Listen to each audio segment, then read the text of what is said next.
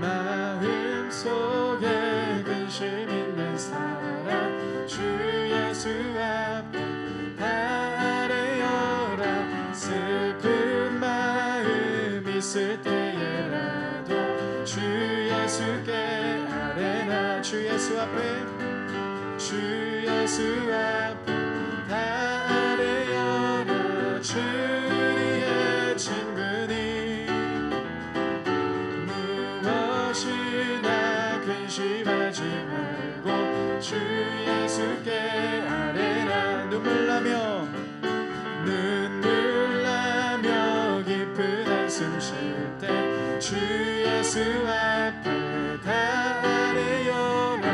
은밀한 죄 내게 있더라도 주 예수께 아뢰라.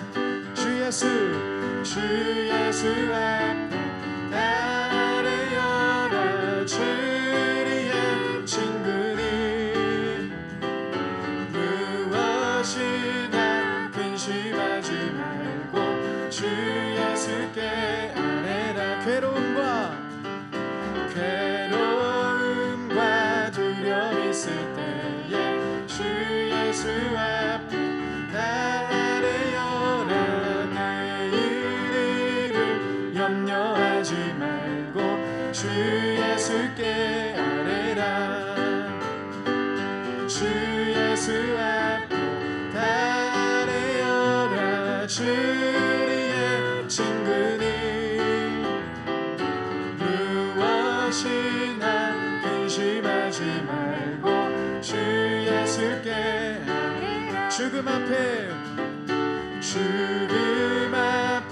겁을 내는 자여 주 예수 앞에 다 아뢰어라.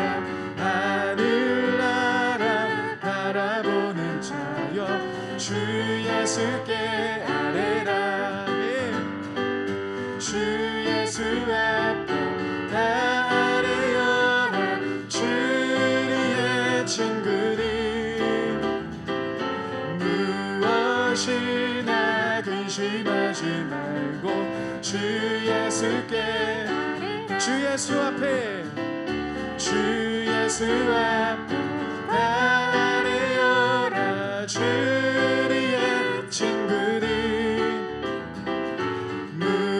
무엇이나 근심하지 말고 주 예수께 편찮는 주님의 사랑과 거룩한 보혈의 공로를 우리 다 찬양을 합시다. 주님을 만나볼 때까지 예수는 우리를 깨끗게 하시는 주시니 그의 피 우리를 눈보다 더 이게 하셨네. 우리를 깨끗게 한 피는 무궁한 생명의 물이세. 생명의 구원을 받은 자 하나님 찬양을 합시다. 예수는 우리를 깨끗게 하시는 주시니 그의 피 우리를 눈보다 더 이게 십자가 단단히 붙잡고 날마다 이기며 나가세. 머리에 면류관 쓰고서 주 앞에 찬양할 때까지. 아멘. 예수는 우리를 깨끗게 하시는 주시니 그의 피 우리를 눈보다 더 이게 하셨. 예수는 우리를 깨끗게 하시는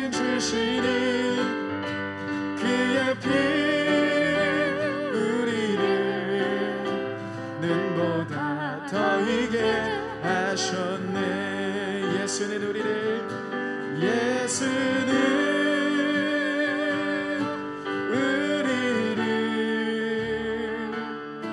깨끗게 하시는 주시는 그의 피 우리를 눈보다 더이게. 다시 한번 고백하겠습니다. 예수는 우리를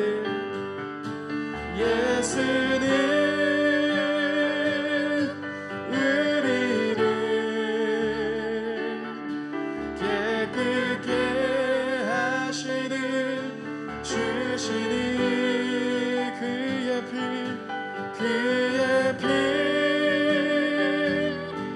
우리를 눈보다 더이게 하셨네.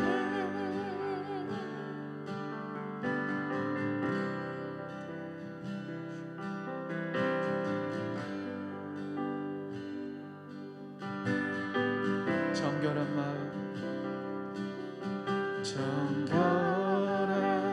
마음 주시옵소서.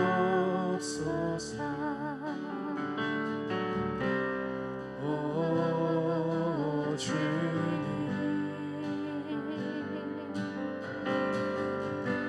정직한 영을 새롭게 하소서.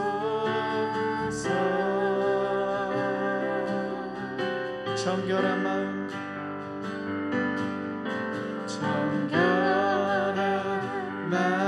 주시옵소서.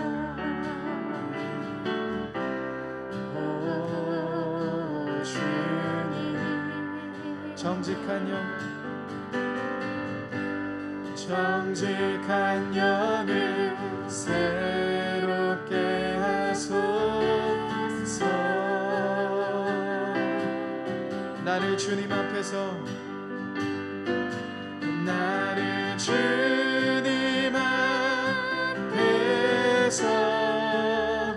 멀리 하지 마시고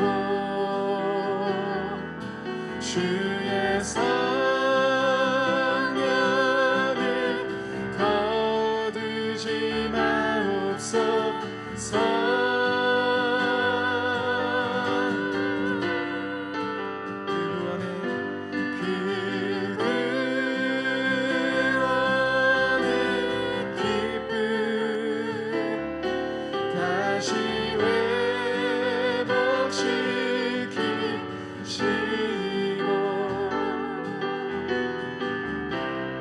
변치 않는 나 내 안에 주소서.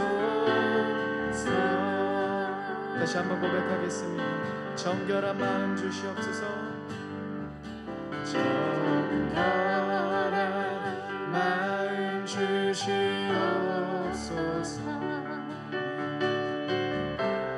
오 주님,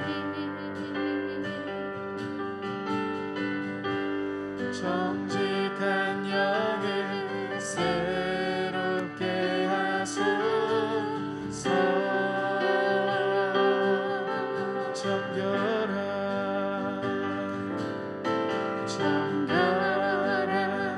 마음 주시옵소서. 오 주님, 정직한 영을 새롭게 하소서.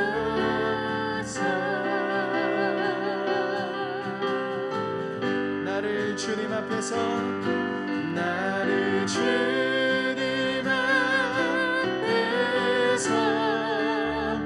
멀리 하지 마시고 주의 성령을 거두지 마옵소서.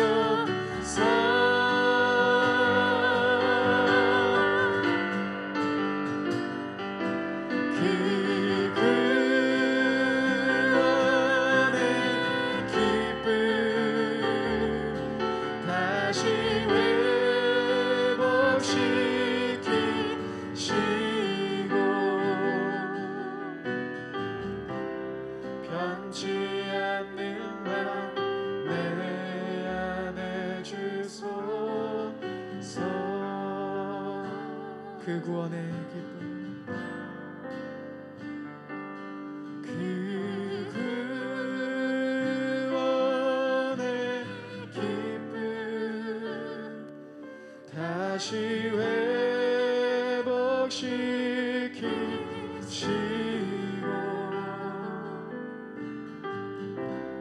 변치 않는 맘 내 안에 주소서.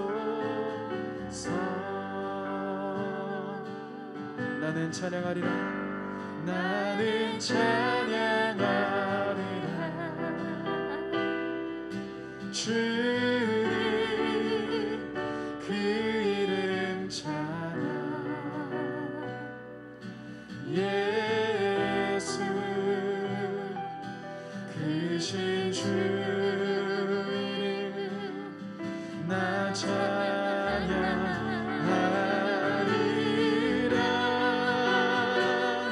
나는 찬양하리라. 주님 그 이름 찬양. 예수 크신 주 이름 나 찬양하리라. 우리 목소리 높여 고백하겠습니다. 나는 영광 돌리리. 나는 영광 돌리리.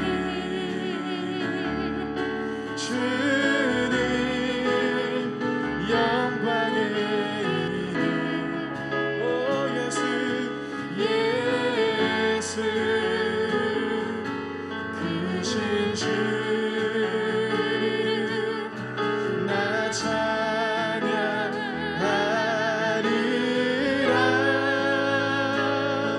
나는 영광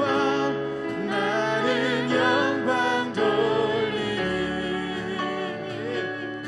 주님 영광의 이름. 오 예수 크신 주 이름 나 찬양하리라.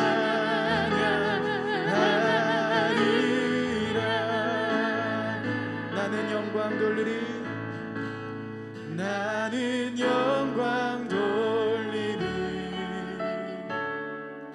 주님 영광의 이름. 예수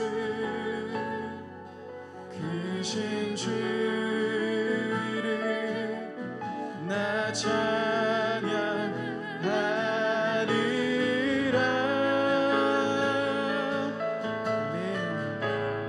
나는 영광 돌리리. 주님 영광의 이름. 예수 크신 주 이름 나 찬양하리라. 나는 찬양하리라. 나는 찬양하리라. 주님 그 이름 찬양. 예수 크신 주 이름 나 찬양하리라.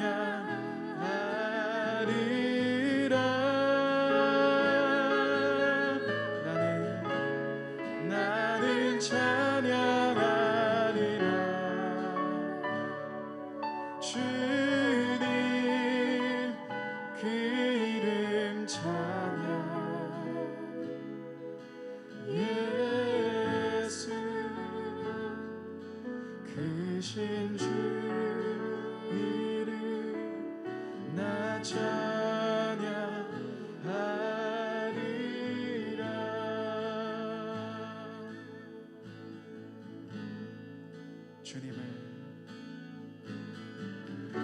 주님의 찬양하오니 주님을 경배하오니 왕이신 예수 여셔서 좌정하사 다스리소서.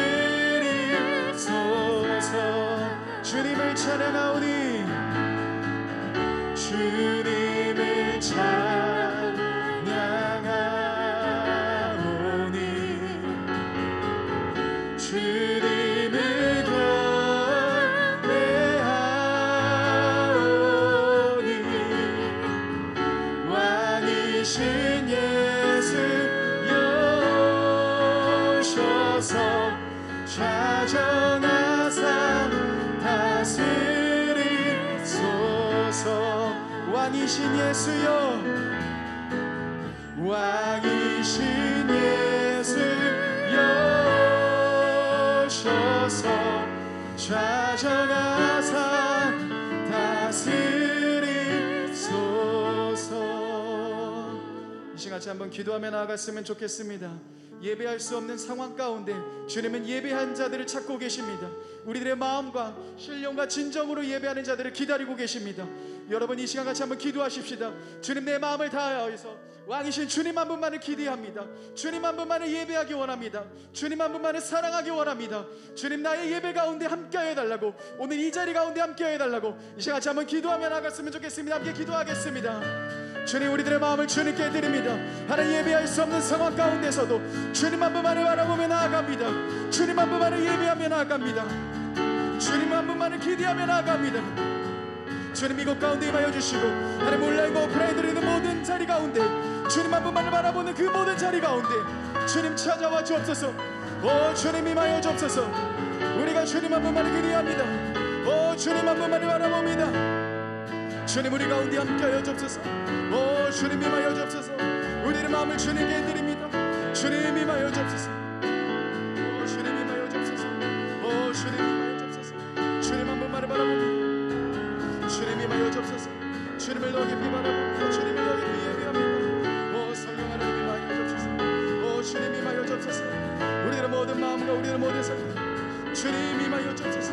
이 예배 가운데 임하여 주시고 주님 함께하여 주옵소서. 우리들의 모든 삶의 자리 가운데 주님 찾아와 주옵소서.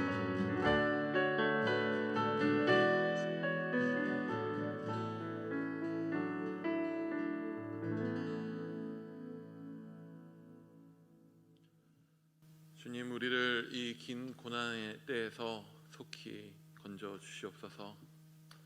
함께하는 것이, 함께 주 앞에 나와 예배드리는 것이 참으로 우리에게 있어서 우리에게 쉬이 주어지지 않은 보물 같은 것임을 우리가 다시 한번 기억하게 됩니다.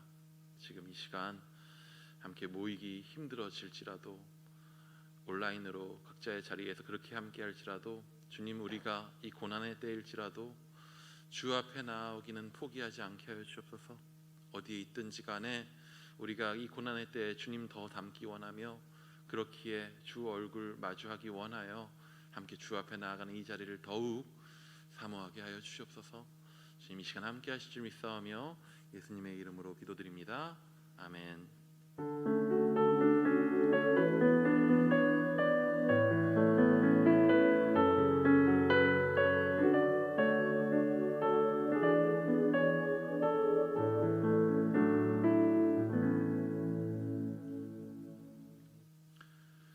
우리 학가다 말씀 예레미야 29장 12에서 13절 말씀을 세 번 함께 학가다 하도록 하겠습니다. 예레미야 29장 12에서 13절 말씀. 너희가 내게 부르짖으며 내게 와서 기도하면 내가 너희들의 기도를 들을 것이요 너희가 온 마음으로 나를 구하면 나를 찾을 것이요 나를 만나리라. 예레미야 29장 12에서 13절 말씀. 예레미야 29장 12에서 13절 말씀. 너희가 내게 부르짖으며 내게 와서 기도하면 내가 너희들의 기도를 들을 것이요 너희가 온 마음으로 나를 구하면 나를 찾을 것이요 나를 만나리라. 예레미야 29장 12에서 13절 말씀. 예레미야 29장 12에서 13절 말씀. 너희가 내게 부르짖으며 내게 와서 기도하면 내가 너희들의 기도를 들을 것이요 너희가 온 마음으로 나를 구하면 나를 찾을 것이요 나를 만나리라. 예레미야 29장 12에서 13절 말씀. 아멘. 오늘 우리에게 주신 하나님 말씀은 야고보서 1장 19절에서 27절까지의 말씀입니다.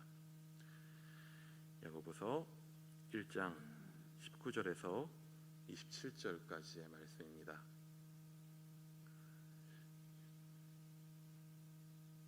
사람이 줄어서 그럴까요? 고요하네요. 예, 야고보서 1장 19절에서 27절까지의 말씀 우리 한 절씩 교독하시겠습니다. 내 사랑하는 형제들아 너희가 알지니 사람마다 듣기는 속히 하고 말하기는 더디하며 성내기도 더디하라. 그러므로 모든 더러운 것과 넘치는 악을 내버리고 너희 영혼을 능히 구원할 바 마음에 심어진 말씀을 온유함으로 받으라.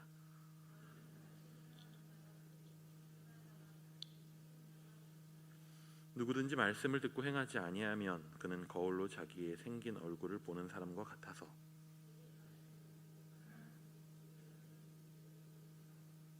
자유롭게 하는 온전한 율법을 들여다보고 있는 자는 듣고 잊어버리는 자가 아니요 실천하는 자니 이 사람은 그 행하는 일에 복을 받으리라.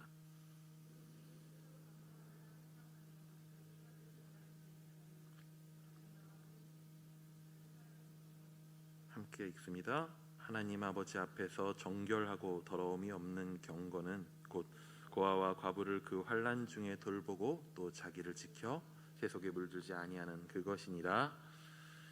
아멘. 제가 아는 속담들 중에서 정말 실질적으로 저에게 되게 이 속담은 정말 서글프다라는 마음을 주는 속담이 그 긴 병에 효자 없다라는 속담입니다. 저는 우리 엄마를 참 사랑하거든요. 효자라고 제가 할 수는 없지만 참 좋아하고 사랑합니다. 남녀가 부모를 떠나서 한 몸을 이루는 것이 분명한 순리이긴 하지만 그럼에도 불구하고 종종 어머니 집에 가거나 어머니와 함께 있을 때 다른 곳에서 느끼지 못하는 위로와 평안을 얻게 되는 것은 부인할 수가 없습니다. 김병희 효자 없다라는 말이 참 서글픈 것은 내가 어머니를 참 사랑함에도 불구하고 이 말을 부정할 수가 없기 때문입니다. 저희 아버지는 10년 정도 투병하셨습니다. 항상 병원에 누워 있거나 하셔야 되는 건 아니었지만 말년에는 거의 그러셨죠. 매년 한두 번씩은 응급실과 중환자실 신세를 져야 했었고 일상생활도 점차로 힘들어지는 과정을 경험하셨어야 됐습니다. 저희 어머니가 참 열심히 간병하셨습니다. 맨날 두 분이 싸우시긴 하셨지만 그럼에도 어머니는 아버지 돌아가실 때까지 참 누가 봐도 저희 친가에서 인정할 정도로 참 성실하게 간병하셨습니다. 10년을 그렇게 하셨습니다. 그렇게 아버지 돌아가시고 어느 정도 시간이 지난 후에 저한테 이런 말씀을 하시더라고요. 너희 아빠 너무 이른 나이에 죽은 게 너무 불쌍하고 아쉽기도 하지만 한편으로는 후련하기도 했다고. 병에 힘들어하는 모습을 보는 것도 너무나도 안타까웠고 그 간호를 하는 것도 정말 쉽지 않았다고. 그 마음이 너무나도 공감 가고 이해가 갔습니다. 그렇겠죠. 김병은 효자마저 없게 만든다고 합니다. 우리 삶에 찾아오는 긴 고난, 긴 시험이라고 하는 것은요 결코 만만한 것이 아니죠. 긴 고난은 우리를 지치게 만듭니다. 우리의 마음을 변하게 합니다. 우리를 예민하게 합니다. 고난을 당하는 것이 개인의 문제만이 아니라 공동체의 문제가 된다면 어떨까요? 그렇게 예민해진, 변해버린, 마음이 다친 사람들이 함께 모여있다면 어떻게 될까요? 야고보서는 시련과 시험에 대한 인내의 이야기들을 여러 부분에서 반복해서 말씀하고 있습니다. 야고보 사도가 나의 사랑하는 형제들이라고 부르는 이들이 그 공동체가, 그 교회가 지금 핍박을 긴 시간 당하고 있는 것입니다. 다신교였던 로마 사회 안에서 이미 기독교인들은 이상한 존재로 찍혔었습니다. 근데 그 기독교인들은요 네로 황제에 의해서 모함을 받게 되고 이제는 정말 본격적으로 사회적으로 비난받는 대상으로 낙인이 찍히게 됩니다. 본격적인 기독교 박해가 시작되고 점차 그 시련의 날이 길어지고 있었습니다. 고난 중에 고난을 당할 때 그 공동체가 그렇죠. 원래는 좀 고난을 당하면은 원래 흩어졌던 공동체도 좀 힘을 받아서 모이기도 하죠. 근데 그렇게 되면 좋겠지만 그것이 길어지면 길어질수록 그러한 것이 쉽게 자연스럽게 이루어지지는 않았던 것 같습니다. 야고보서의 편지를 받았던 교회는 아마 분열과 다툼이 꽤나 있었던 것 같습니다. 사실 지금 우리가 겪고 있는 상황은요, 이러한 당시의 모습을 얼핏 들여다보기 참 좋은 상황입니다. 이런 상황을 좋다 말하는 것이 참 웃기지만 그런 상황입니다. 우리도 길어지고 있는 고난에 고통스러워하고 있습니다. 코로나19의 상황이 이제 1년 반 정도 이어졌습니다. 이렇게 길어질 줄 몰랐는데요. 사실 올해 내로 비대면 상황이 또 올 줄은 몰랐습니다. 나아질 듯 안 좋아지는 이 반복되는 상황을 몇 번이나 우리가 반복해서 지금 경험하고 있습니다. 저는 오늘 발표 난 소리를 듣고 4단계 발표를 듣고 또 한 번 마음이 굉장히 지쳤습니다. 여러분 지치시죠? 코로나19로 인해 많은 가정들이 무너졌다고 합니다. 경제적인 이유가 아니라 개개인의 갈등 때문이라고 합니다. 학교에, 직장에 그렇게 서로 떨어져 있었던 사람들이 일정한 공간에 같이 갇혀가지고 잘 나오지 못하고 살아야 하니 그럴 만도 합니다. 개인의 답답함과 고통이 서로에게 점차 영향을 미치고 분노와 분노가 만나서 폭발합니다. 만나지 못하는 사람들 간에도 갈등은 발생합니다. 인간은요, 본능적으로 고난이 오면 뭘 찾게 되죠? 하나님을 찾으면 좋은데 고난이 오면 원인을 찾아요. 뭐 때문에 이렇게 되는가? 하나님 왜 내게 이런 일이 벌어졌습니까? 하는 원인을 찾아요. 그나마 원인이라도 뭘 붙잡아야 이유가 있으니까 견딜만 하거든요. 원인을 찾아요. 근데 각자가 찾은 그 왜라고 하는 것이 항상 다르거든요. 종종 그 원인이 누군가를 향한 원망으로 결론 나기도 합니다. 누군가라도 붙잡고 원망해야 지금 상황을 견뎌낼 수 있으니까요. 그런데 그 분노가 서로를 향하고 혹은 왜를 찾은 지점이 서로 간에 있어서 갈등이 되는, 부딪히는 것이 반복되면 의견의 차이는 또 비난이 되고 상대방에 대한 정죄가 되기도 합니다. 포털 사이트 뉴스 댓글에 가장 많은 내용을 그냥 종합하면 심판입니다. 저들을 심판해야 된다. 저들을 정죄해야 된다. 더 강한 처벌로 처벌해야 된다. 심판으로 가득한 뉴스 댓글들을 봅니다. 이러한 교회들은요, 이런 모습들은요, 교회 안에서도 이루어집니다. 교회가 세상을 정죄하고 세상은 교회를 정죄하고 교회는 서로 의견이 다른 누군가를 정죄하고 서로 만나기도 어려운 시기에 이미 힘든 상황으로 갈등은 쌓여있고 감정은 쌓여있고 각각 모여서 서로에 대한 잘못된 부분을 찾아내고 정죄합니다. 예수님은 도무지 정죄하시지 않았는데 우리는 서로 정죄하게 됩니다. 그런데 한번 생각해 봐야 됩니다. 왜 싸울까요? 사람은 왜 싸울까요? 사람과 사람이 싸우고 갈등하는 이유는 무엇입니까? 왜 갈등합니까? 쉽게 생각하기에 누군가가 맞고 누군가가 틀리기 때문에 싸운다라고 생각하기가 쉽습니다. 근데 실제로는 대부분의 싸움은요, 뭐가 됐든 둘 다 옳기 때문에 싸움이 일어나는 거예요. 누군가 맞고 누군가 틀리기 때문에 싸움이 일어난다고 쉽게 생각하게 되는 이유는 뭐예요? 내가 맞고 제가 틀렸기 때문에 그렇죠. 내가 싸울 땐 내 입장밖에 모르니까요. 나는 맞는데 제가 틀린 얘기를 하니까 뭐 내가 맞고 제가 틀려서 싸웠다라고 쉽게 생각하긴 쉽습니다. 근데 상대방은 뭐라고 생각할까요? 자기가 옳고 내가 틀리다라고 생각하겠죠. 내가 싸웠던 상황에서는 그냥 내가 옳은 거죠. 내가 옳으면 상대방의 옳음은 나한테 있어서 뭐가 되죠? 틀린 게 되고요. 상대방이 자기가 옳다고 계속 주장하면 그게 뭐가 되죠? 틀린 걸 갖다가 맞다고 계속 우기는 게 되는 거죠. 싸움이 되는 거죠. 되게 쉬운 예를 들어볼 수 있습니다. 많이 안 오셔서 부부싸움 혹시 해보셨나요? 아멘으로 대답하시고 부부싸움 다 하죠. 살면 하죠. 살면 할 수밖에 없어요. 갈등이 생길 수밖에 없죠. 부부싸움에서 좀 더 객관적으로 잘못을 누군가가 저지른 경우들이 있어요. 객관적인 팩트로 잘못해서 저지른 경우가 있어요. 하지만요, 그런 경우는요 진짜 드물어요. 대부분의 경우 뭐 때문에 싸우나요? 그 참 많은 연예인들이 그 답했었던 이혼의 사유 무엇인가요? 성격 차이예요. 성격 차이. 세상에 성격 같은 사람이 어디 있다고. 대부분의 부부싸움은 자신의 옳음이 상대방의 옳음과 충돌할 때 일어납니다.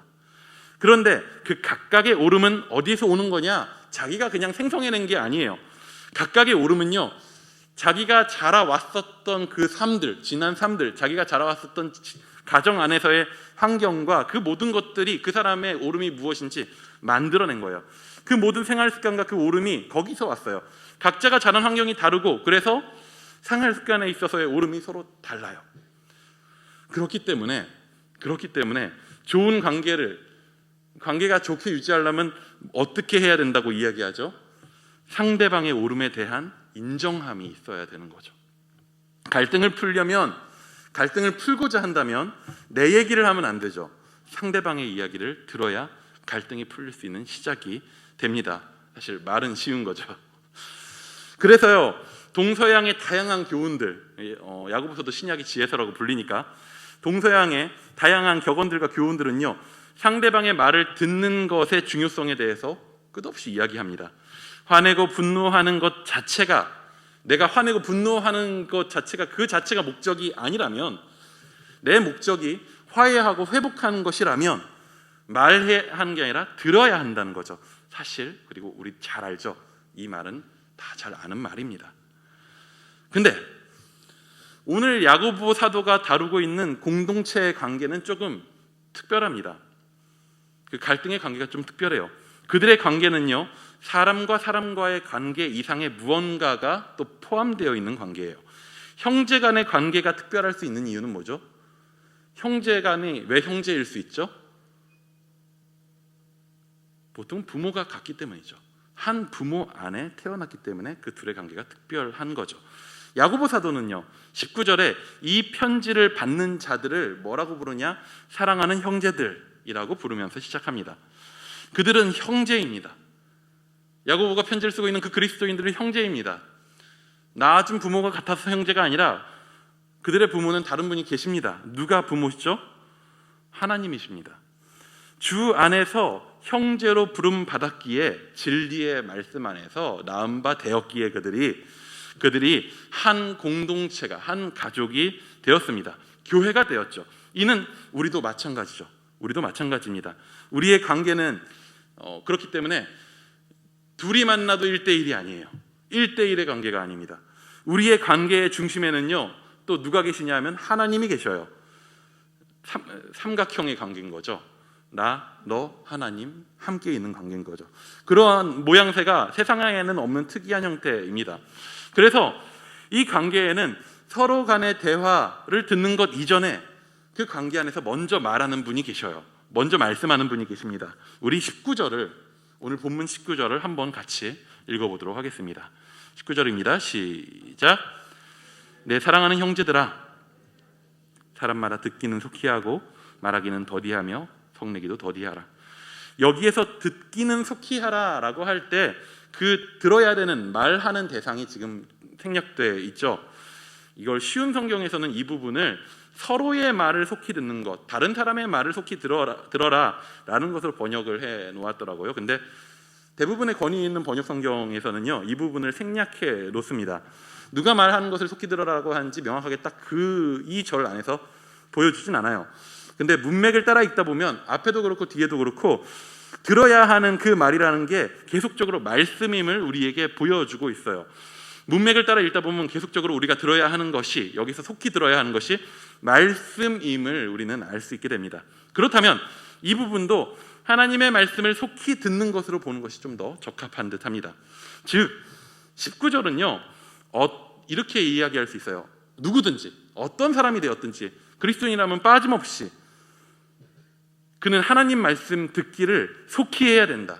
빨리 하나님 말씀을 들어라. 그 반대로 말하는 것, 자신이 말하는 것은, 그 관계 안에서 자신의 말하는 것은 더디하라고 하는 것입니다. 그렇다면 우리가 더디해야 할 말은 무엇일까요? 대부분의 말을 다 포함할 수 있을 겁니다. 개인적인 자기 의견이 될 수도 있고요.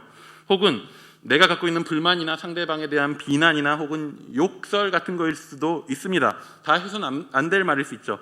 해서는 안 될 말은 당연히 하지 말아야죠. 다 포함될 수 있습니다. 하지만 야고보에서는요, 특별히 맥락 안에서 특별히 3장에 가면 선생된 자들에 대해서 많이 선생되지 말라라고 경고합니다. 그러한 전체적인 맥락에서 살펴보면요, 19절에 나온 더디게 해야 할 말에 꼭 포함되어야 되는 문맥에서의 중요한 말은 뭐냐면 말씀이에요. 그러니까 말씀을 듣기는 속히 해야 되는데 그 말씀을 말하기는 더디 해야 되는 거죠. 사실 이게 되게 충격적이지 않습니까? 항상 그렇죠. 충격을 받으면 설교자만 충격받죠.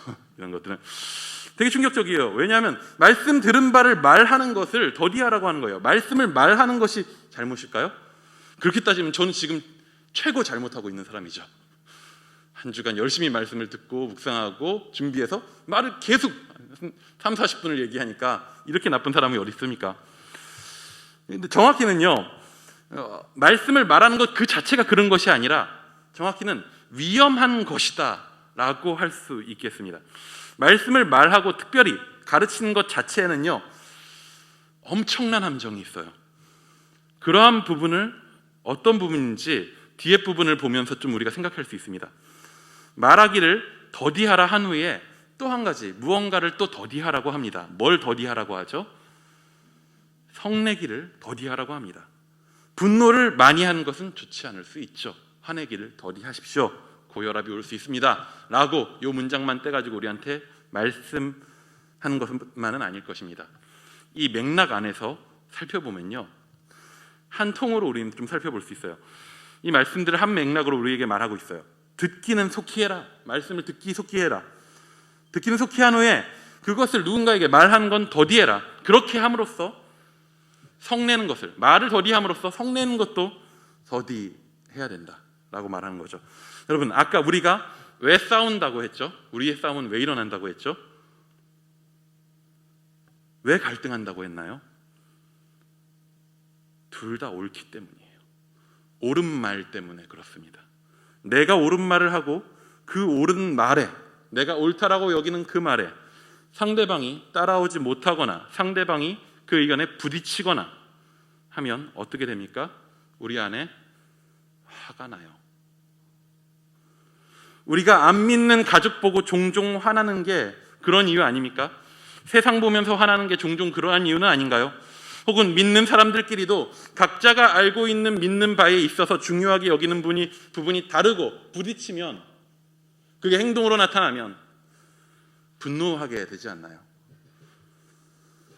근데 오늘 말씀은요, 그렇게 하지 말라고 이야기합니다. 왜 그렇게 하지 말라고 합니까? 우리 20절입니다. 20절 한번 같이 보겠습니다. 20절 시작. 사람이 성내는 것이 하나님의 의를 이루지 못함이라. 하나님의 의는 이 땅에 나타나야 할, 이 땅에 드러나야 할 하나님의 뜻, 하나님의 계획을 하나님의 계획을 사람의 분노가 방해할 수 있다는 것입니다. 더 정확히 본문의 뉘앙스는요, 옳은 말을 하고 그것을 가지고 분노하는 것이, 성내는 것이, 이런 것을 통해서 결코 하나님의 의를 이 땅 가운데 이루지 못한다고 하는 거예요.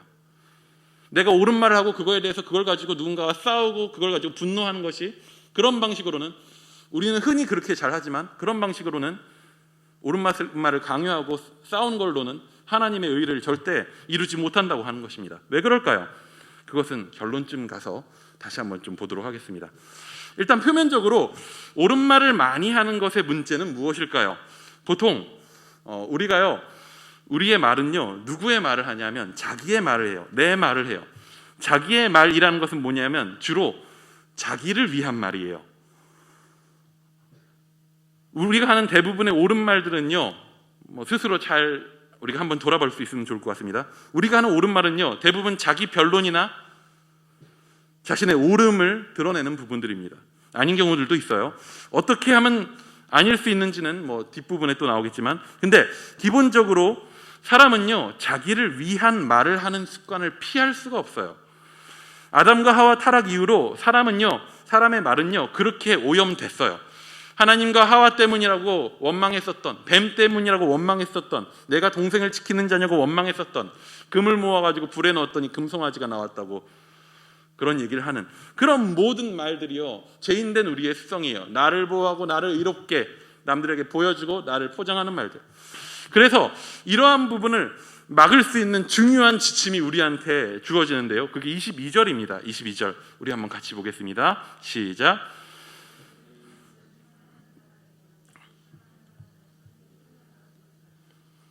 네, 이건 정말요, 제가 말씀을 어쨌든 설교를 하고 말씀을 전하는 자로서, 그러니까 어떻게 함정에 빠질 수 있는 가장 위험에 들어있는 말을 많이 하는 사람으로서 정말 이건 확신합니다. 말씀을 계속 전하다 보면요, 정말 옳은 말들을 많이 하게 돼요. 보통 강단 앞에서 옳지 않다라고 여기시는 말을 쉽게 하진 않잖아요. 옳은 말들을 정말 많이 하게 됩니다. 내가 생각하기에도 옳은 말이고 사람들도 보통은 옳다라고 인정해 줍니다. 근데 말씀을 계속 전하다 보면 내가 그 말과 동일한 사람인 줄 착각하게 돼요. 말씀을 전하고 사람들이 아멘하고 말씀을 가지고 막 기도하고 선포하고 나 스스로 감동하고 같이 기도하다 보면요, 내가 정말 이미 그렇게 사는 사람인 줄 착각하게 되는 순간들이 생겨요. 저는 나름대로 말씀을 준비할 때 원칙처럼 삼는 것이 뭐냐 하면, 내가 그렇게 살아내고 있거나 혹은 그렇게 살려고 치열해 봤거나 고민하고 기도하고 있는 부분이 만약에 아니라면, 그런 부분이 나한테 치열하지 않았다면 그 부분은 전하지 말자라고 하는 생각을 해요. 전하지 않습니다. 어떤 분은요, 그래서 저한테 그런 얘기를 하더라고요. 전하는 자로 세워졌으니 내 삶이 부족하더라도 전하는 책임을 가진 자로서 모든 부분을 말해야 되지 않겠냐. 맞습니다. 맞아요. 근데 사실 이건 전적으로 제가 스스로 두려워서 하는 기준입니다. 저 스스로가 내가 그런 말을 하면서 그런 사람이 되었다고 하는 착각에 빠지는 게 두려워서 피하는 것이기도 합니다. 그런데 그런 원칙을 삼고 애쓰고 있는데도요, 생각해보면 내가 말한 것 앞에 나 스스로 부끄러운 부분들도 너무 많아요. 예전엔 그렇게 말했는데 내가 그렇게 살지 못하는 부분들이 많아요. 더 나아가 내가 그렇게 살지도 못하면서 그렇게 사는 사람인 양 스스로를 속여서 편안하게 생각하면서 살아가는 순간들이 너무 많아지더라고요. 여러분, 확실합니다. 우리는 못 피합니다. 이걸 우리가 하는 말들이 나를 위한 말이 되지 않는 것들을 우리는 못 피해요. 우리는 변명하는 사람들이고요, 옳게 보이려고 포장하는 사람들입니다. 나는 아닙니다라고 확신하신다면 제가 기도해 드리겠습니다. 죄인된 본성을 가지고 오늘도 살아가야 하는 사람들입니다. 행함이 없는 말이 얼마나 위험한지를 야고보 사도는 우리 23, 24절을 통해서 또 이렇게 이야기합니다. 우리 23, 24절을 함께 보겠습니다. 시작. 누구든지 말씀을 듣고 행하지 아니하면 제 자신을 보고 가서 그 모습이 어떠했는지를 곧 잊어버리거니와. 듣고 나서 말씀을 속히 듣고 나서 말하느라고 바빠서 살아내기를 소홀히 하는 사람은 이렇다고 해요. 고대 시대의 거울, 그러니까 금속을 깎아서 만든 흐릿한 거울에 자기 얼굴을 비추는 사람이라는 거죠. 희미하게 보고 나서 그 자리를 벗어나면 자기 모습이 어땠는지 까먹어요. 듣고 행하지 않으면요, 내가 그 말씀 앞에 얼마나 부족한 자인지 몰라요. 듣고 머리로 알고 그 아는 것으로 무장을 하면 내가 그 말씀에 못 따라가고 있는 사람이라는 걸 몰라요. 근데 해보려고 하면, 행하려고 하면요, 얼마나 우리가 부족한 줄 알아요. 안 되는 거 알아요. 우리 마음에 얼마나 부딪히는 마음들이 많이 드는 줄 알아요. 아이들한테 용서하는 삶을 살아야 돼 라고 전했더니 몇몇 아이들이, 반 안에 있는 아이들을 용서하고 뭘 하기 위해서 애썼나 봐요. 당장 항의가 들어옵니다. 안 되던데요? 안 되죠. 말씀을 행하려고 하는데 그게 그냥 되면, 그게 쉽게 되면 됩니까? 내가 안 되는 사람이라는 걸 깨닫게 되는 거예요. 근데 그걸 안 해보잖아요. 내가 그게 되는 사람인 줄 믿어요. 내 모습을 까먹어요. 듣고 행하지 않으면 내가 그 말씀 앞에 얼마나 부족한 자인지 모릅니다. 듣고 행해야 그래서 겸손할 수가 있어요. 듣고 치열하게 행하려 기도하고 싸워야 나의 비참한 상태를 깨닫습니다. 자기 눈에서 들보를 빼내는 고통을 겪어보지 않은 사람은요, 남의 눈에 티끌을 보고 빼내겠다고 이야기해요. 내 눈에 들보가 있는지 몰라서 그래요. 내 눈에 있는 들보를 빼보려고 한 번이라도 노력해 본 사람은 너무 그게 아파서 남의 눈에 있는 티끌을 내가 빼겠다고 쉽게 말하지 못하죠. 남 앞에 내 모습을 옳게 포장한 것보다 더 위험한 게요, 또 뭐냐면 그렇게 하다 보면 나 스스로도 나를 포장해서 내가 어떤 상태인지 나조차도 모르게 되는 거예요. 내가 나를 속이게 되는 것입니다. 그렇다면 어떻게 해야 할까요?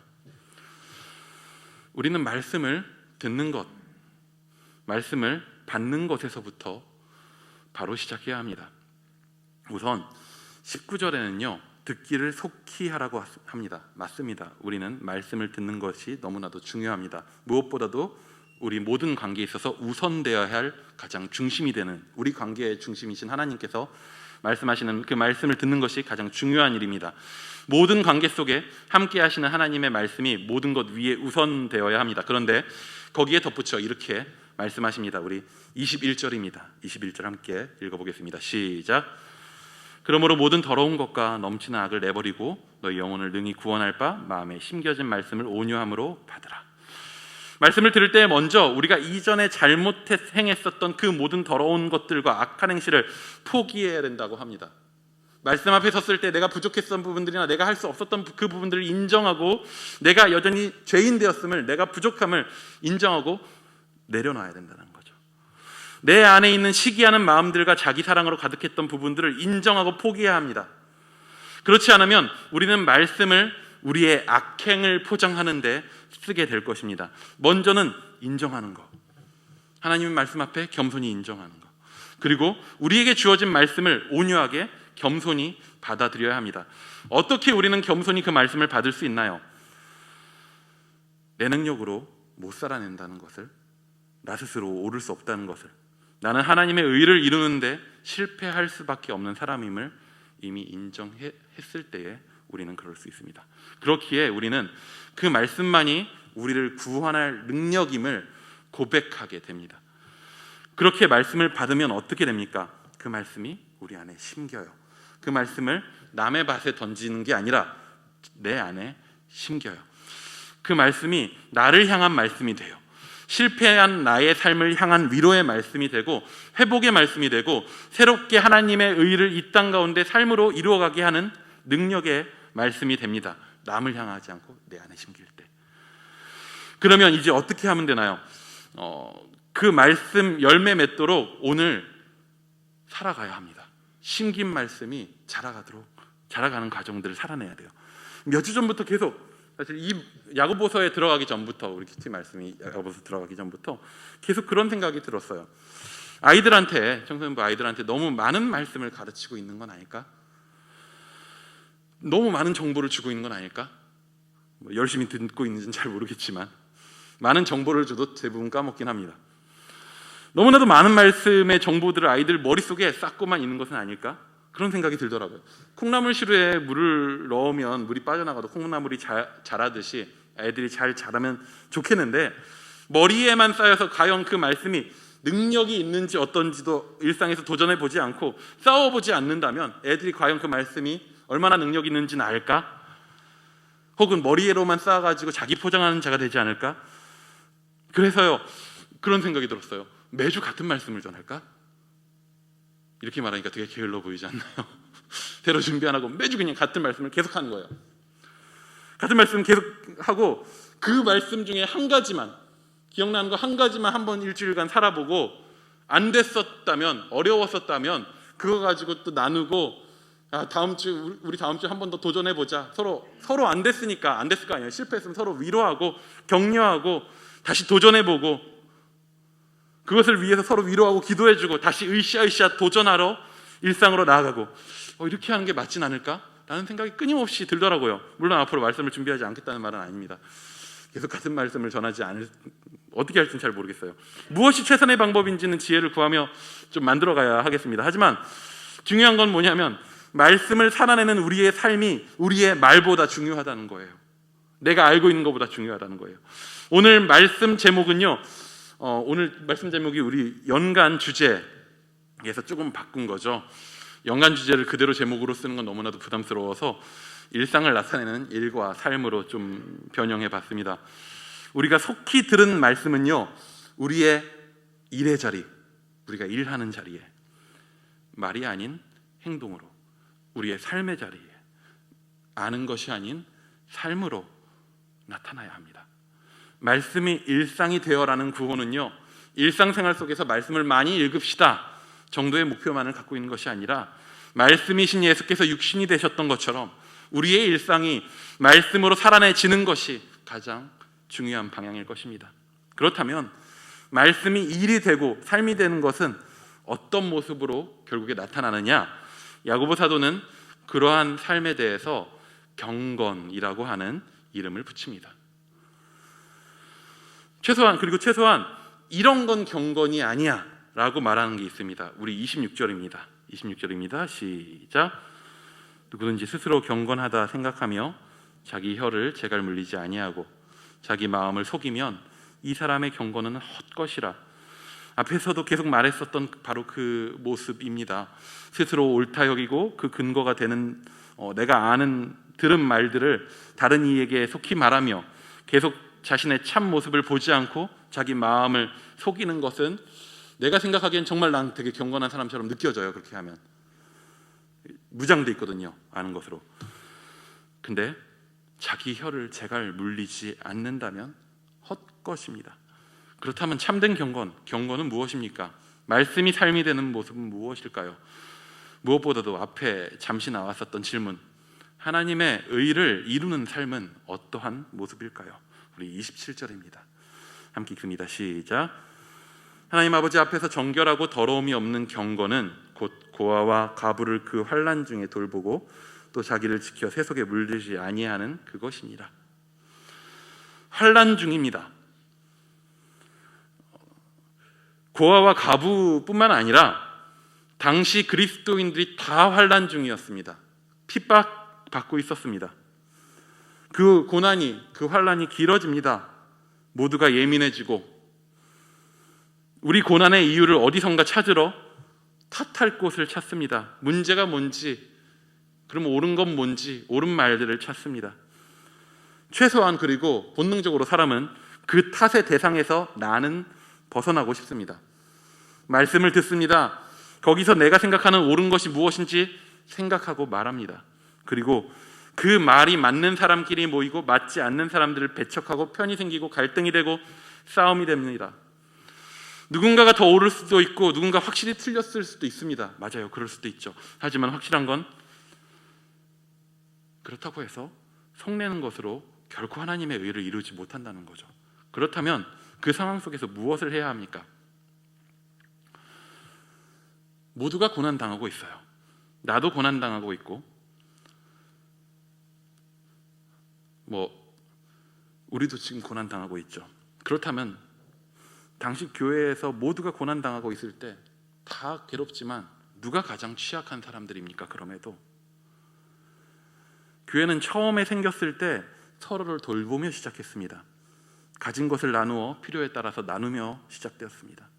그 중에 가장 많은 도움을 필요로 했던 대상이 고아와 가부들이었습니다. 사도행전 6장에는 헬라파 유대인들의 과부들이 구제에서 제외되어 갈등이 생긴 사건이 나와요. 그만큼 교회에 있어서 가난한 자, 불쌍한 자를 돌보는 건 그냥 일상이고 사명이었습니다.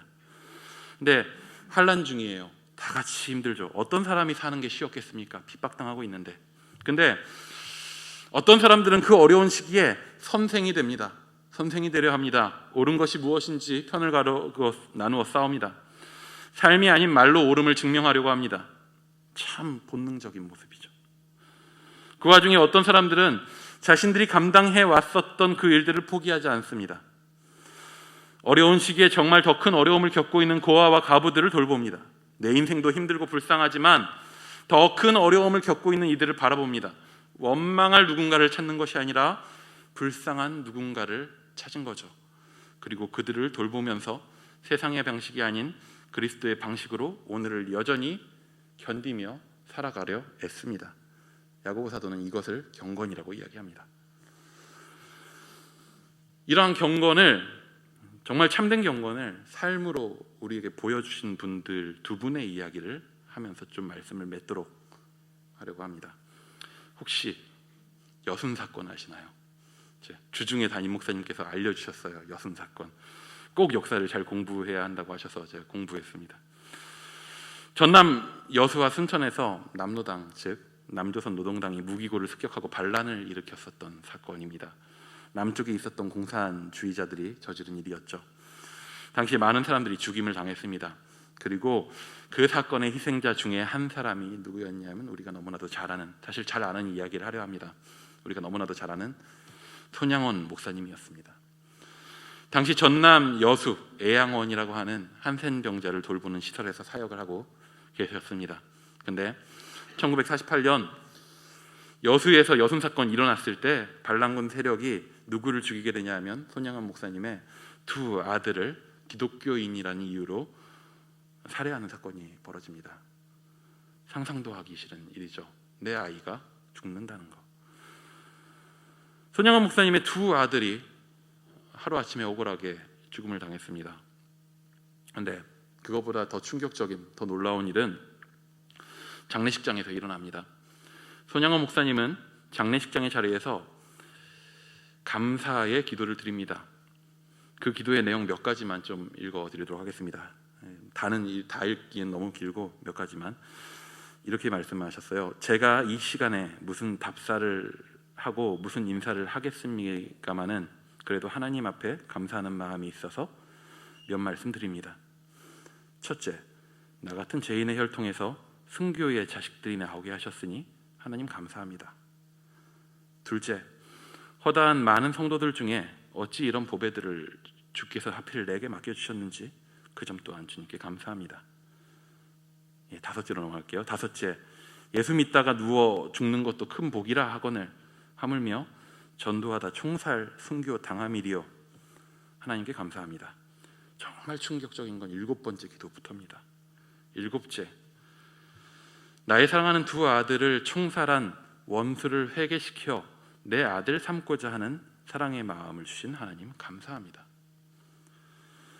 세상에 아들 둘을 억울하게 잃은 아버지보다 불쌍한 사람이 어디 있을까요? 그보다 불쌍한 사람을 어디서 찾을 수 있을까요? 그렇게 억울하면 뭘 찾아야 합니까? 왜를 찾아야죠. 원망할 대상을 찾아야 됩니다. 그들이 잘못했고 내가 틀린 것이 없다는 것이 완벽한 상황이잖아요. 누가 봐도 걔들이 잘못했잖아요. 어떤 말을 해도 옳은 말 아니겠습니까? 온갖 말씀을 다 갖다 붙여서 정죄하고 심판해도 정당하지 않겠습니까? 그런데 손양원 목사님은 그렇게 하는 대신 그들을, 그 살인자들을, 그것도 자기 친아들을 살해한 그들을 사랑하는 마음을 하나님이 주셨다고 얘기합니다.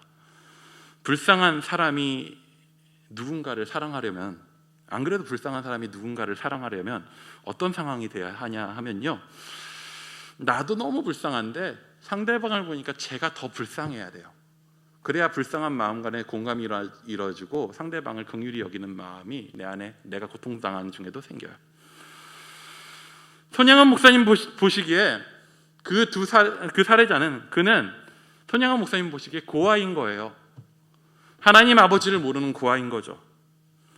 누군가를 죽이는 일을 옳은 일로 여길 만큼 그 마음이 가난한 자예요.